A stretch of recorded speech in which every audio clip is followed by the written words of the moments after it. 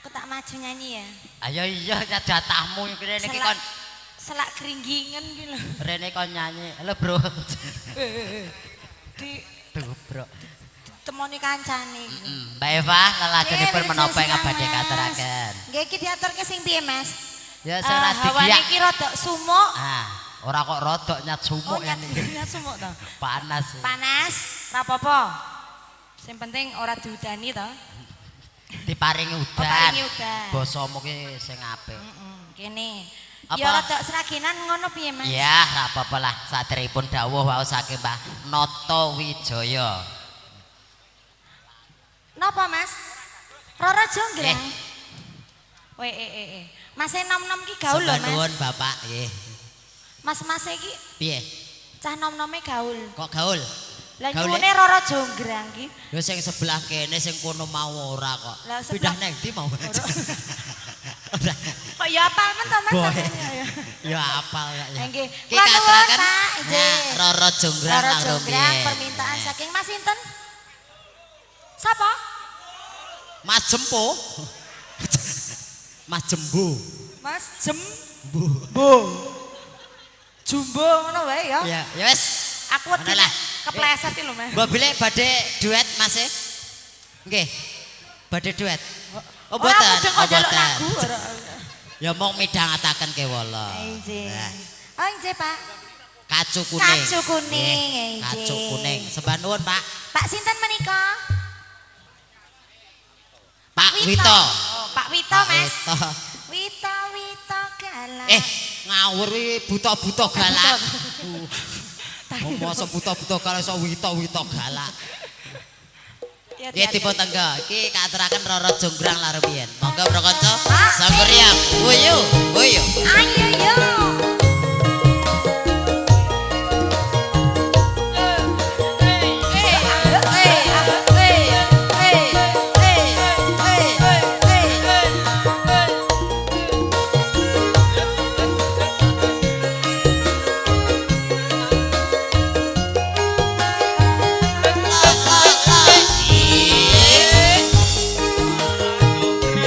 Roro Jonggrang kowe pancen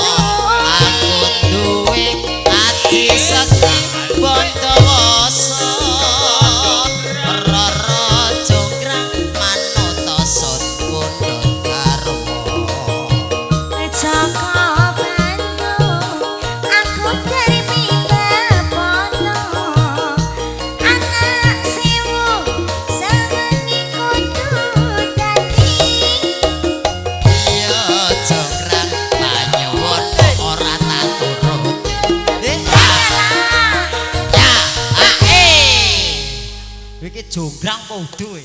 Aku jonggrang. Roro jonggrang ki bebonone ki candi 1000 sewenge kudu dadi. Awe kok anak 1000 sewenge kudu dadi. Ya